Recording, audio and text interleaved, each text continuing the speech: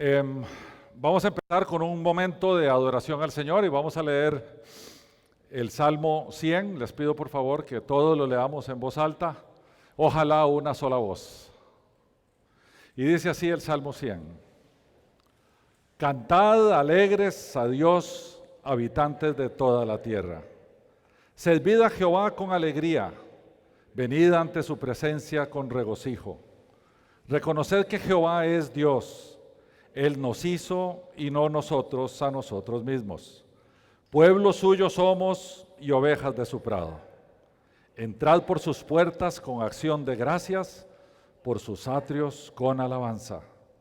Alabadlo, bendecid su nombre, porque Jehová es bueno, para siempre su misericordia y su fidelidad por todas las generaciones. Bien, hoy tenemos un repaso, sí, pero no es ahí. No, bueno. Suave. Eso.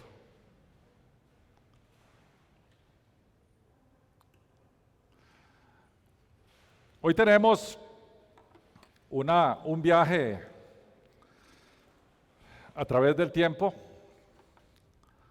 Hoy vamos a desplazarnos a cuando la iglesia fue fundada y vamos a pegar un salto a más o menos 1500 años después de fundada, porque hoy vamos a ocuparnos levemente del evento más importante en la historia de la iglesia, que fue su fundación, el día que se fundó, y después vamos a saltar en el tiempo para estudiar el segundo evento más importante de la iglesia, que es cuando la iglesia se reformó. Y ese es el tema de hoy. El tema de hoy es la reforma. Vamos a pasar por algunos antecedentes, vamos a ver qué pasó antes de que se diera la reforma, vamos a hablar del famoso monje alemán, de Martín Lutero, y de los reformistas que vinieron atrás, porque en la reforma no fue solo él. Después vamos a hablar de los conflictos que hubo entre ellos. La gente dice, bueno, ellos vivían en armonía. Ninguna armonía, ellos estaban agarrados del pelo. Vamos a ver eso también. Vamos a ver qué hizo el Vaticano después de la Reforma Protestante. A eso se le ha llamado la Contrarreforma, que es básicamente el Concilio de Trento, que fue más o menos a siglo XVI, 3/4 partes del siglo XVI. Vamos a ver qué nos dejaron los reformistas y vamos a tener resumen y conclusiones. A términos de antecedentes, vamos a ver algunos eventos importantes que nos ponen como en el ambiente adecuado para analizar la reforma. Sabemos que en el siglo I, 50 días después de que Jesucristo murió, en la fiesta judía que se celebraba para recordar la entrega de la ley en el Sinaí, el Espíritu Santo se manifestó a 120 personas que estaban en el aposento alto y allí, en ese momento, nace la iglesia, se predica el primer mensaje evangelístico de la historia, se convierten 3,000 personas y se bautizan ahí mismo 3,000 personas. Porfa, en las preguntas no me pregunten cómo bautizaron 3,000. No tengo la menor idea cómo bautizaron 3,000. Probablemente se repartieron en las pilas que había en Jerusalén, en las pilas donde se purificaba la gente para ir al templo, no sé. El tema es que se bautizaron 3,000 y algunos días después se bautizaron 5,000 más. O sea, la iglesia arrancó con 8,000 personas. Ese fue el principio de nuestra iglesia. Apenas arranca, la iglesia es perseguida.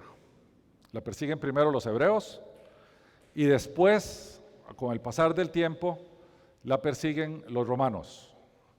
Durante ese primer siglo, los apóstoles fundan iglesias en diferentes ciudades y se empieza a registrar la vida y los hechos y las palabras de Jesucristo en forma de los 4 evangelios y se empieza a formar el cuerpo de doctrina del cristianismo incipiente a partir de las cartas de los apóstoles que le escriben a las diferentes iglesias.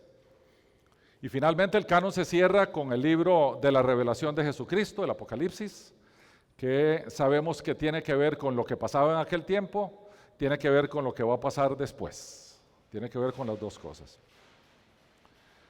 Siglo II, la iglesia sigue siendo perseguida, La iglesia tiene una exclusividad curiosa.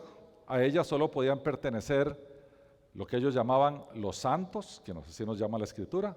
Son aquellas personas que entregaron su vida a Cristo, que tienen a Cristo como Señor y que fueron bautizados en su nombre. Solo esos podían pertenecer a la iglesia. ¿Y la iglesia qué era? Un montón de gente escondiéndose para adorar a Dios en las casas, sin que la gente supiera mucho, porque apenas sabían algo los podían torturar y matar. Entonces se cuidaba mucho de quién pertenecía.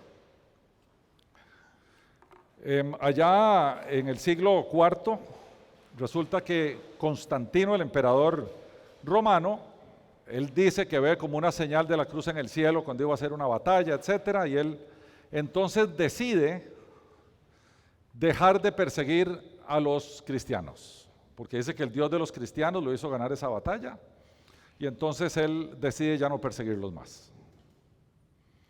Lo cual quiere decir que el culto cristiano en aquel tiempo ya se podía hacer sin el miedo de que me podían perseguir y me podían matar.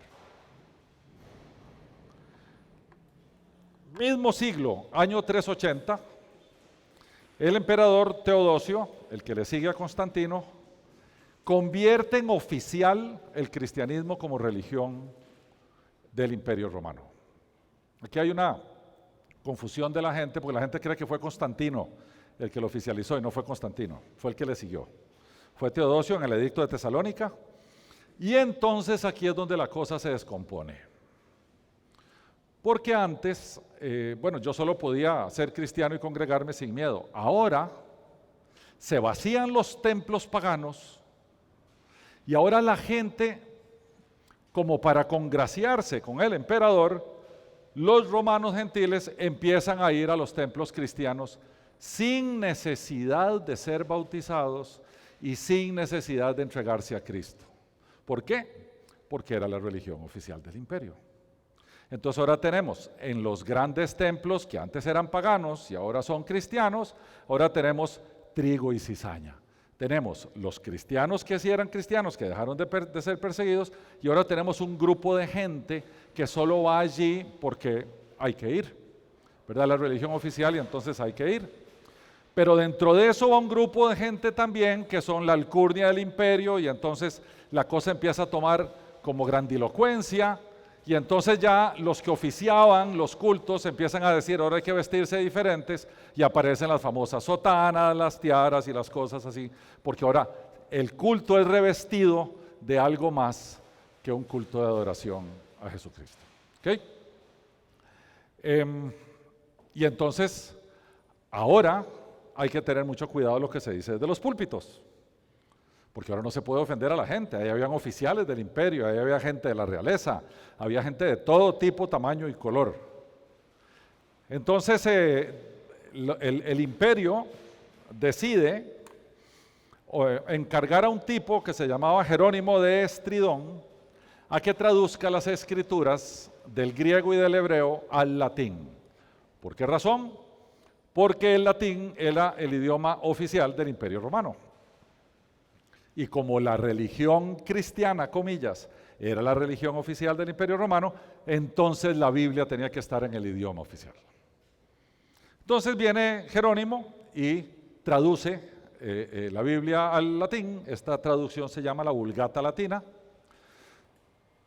Y no todo el mundo, recordemos que no todo el mundo sabía leer y escribir en la época, ¿verdad? Solo algunos. Y menos el latín que hablaban los romanos. Para abajo de Turquía todo el mundo hablaba griego, que era como el inglés de hoy. Entonces la gente deja de ver la necesidad, pero por otra parte dice, para eso están los clérigos que me enseñen. Eso va llevando poco a poco, dándole poder a los clérigos, y los clérigos terminan por decir, como ustedes no saben, yo sí sé, entonces ustedes no lean la Biblia ni la interpreten, solo la iglesia tiene el conocimiento y la potestad para interpretar las escrituras. Y agarran la Biblia y la meten en una gaveta. Ahora la gente se vuelve, pucha, el diablo está bravo, ¿no? Entonces ahora la Biblia se vuelve algo que ya no se predica desde los púlpitos, ya no se estudia en las casas, sino que la Biblia se convierte en algo de referencia que el clero puede o no referenciar. Y a partir de ese momento también, con el poder que se le otorga al clero, que a partir de ahí cambia su cuartel general de Jerusalén a Roma, porque había un obispo en Roma, uno en Jerusalén, uno en Constantinopla, uno en Alejandría. El obispo de Roma empieza a decir, no, yo estoy de la parte del emperador, así que yo tengo que ser el jefe de todos. Así nace el primer papa.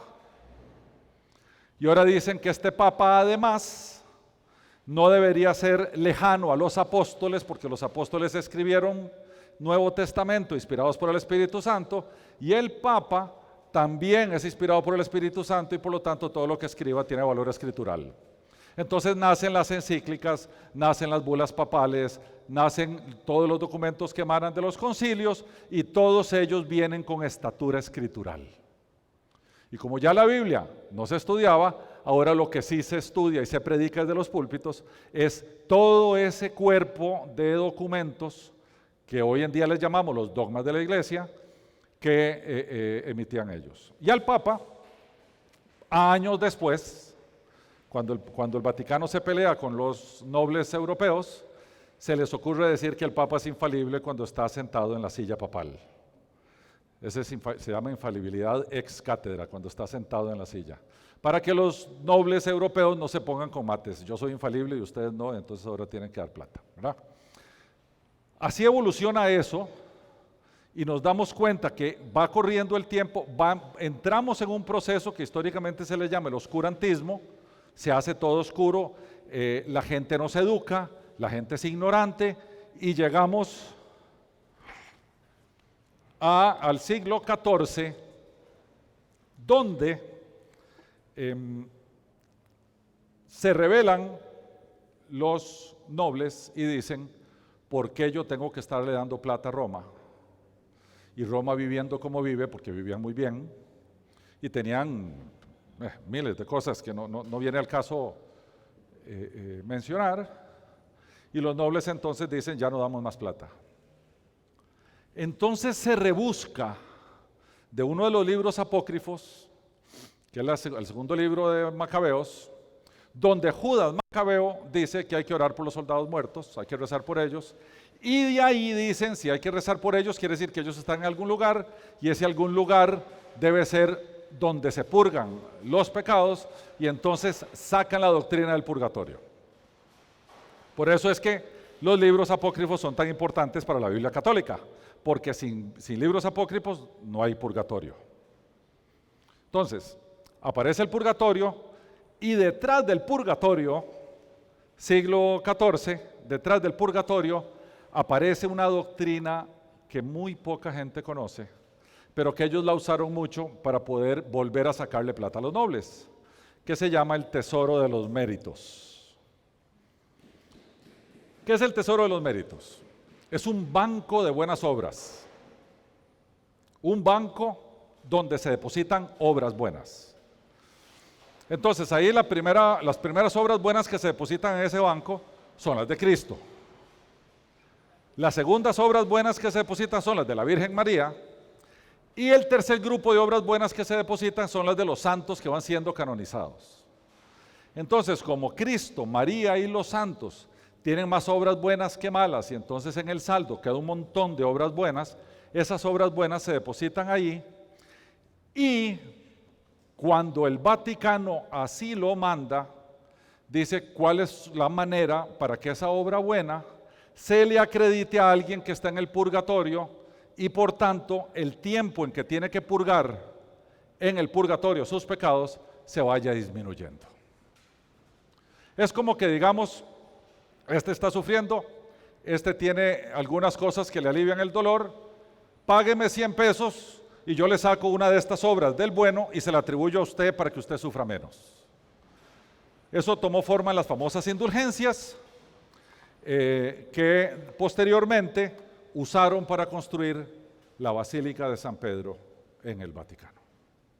La basílica empezó a ser construida por el Papa Julio II, que ordena su construcción, pero él muere en el camino y León X continúa con el proyecto. Se quedaron sin plata, porque era un proyecto grande y un proyecto muy caro. Entonces deciden nombrar ciertas gentes del cuerpo clerical como comisionistas para poder vender esas indulgencias a los nobles europeos y al pueblo europeo, de forma tal que pueden recoger plata para terminar de construir la basílica. Y aparece un tipo que se llama Johann Tetzel, que yo lo voy a poner así por encimita, después más adelante lo vamos a ver a profundidad, que es el que le toca comisionar en Alemania. Entonces ellos llegaban y decían, mira, si me das X cantidad de dinero, yo te doy tantas indulgencias. Esas indulgencias pueden servir para perdón de tus propios pecados o pueden servir para que eso las atribuyas a alguien que está en el purgatorio. Entonces era como una licencia de corso. Mira, vamos a ver más adelante un episodio que pasó con una de esas cosas, que fue la chispa que provocó la Reforma Protestante. Pero entendiendo esto, uno dice, pero eso a mí nunca me lo enseñaron. No se enseña. Pero si ustedes van a la documentación, a la enciclopedia católica, si van a los cuerpos doctrinales del Vaticano, hoy en día eso está vigente. Uno recibe indulgencias dando dinero, uno recibe indulgencias cuando uno paga una misa para un muerto, o uno recibe indulgencias cuando uno hace un rosario. Cada acto de eso puede ser una indulgencia que se le atribuye a alguien que está en el purgatorio. Claramente no es bíblico, ¿verdad? Eso no está en ningún lugar de las Escrituras. Pero ese es un poco el panorama que teníamos cuando empezó un movimiento muy individualizado, pero potente, de rescatar las Escrituras y regresar a las bases. Ese movimiento le hemos llamado nosotros, para poder seccionar la presentación, la prerreforma, donde unos valientes dijeron, esto no está bien.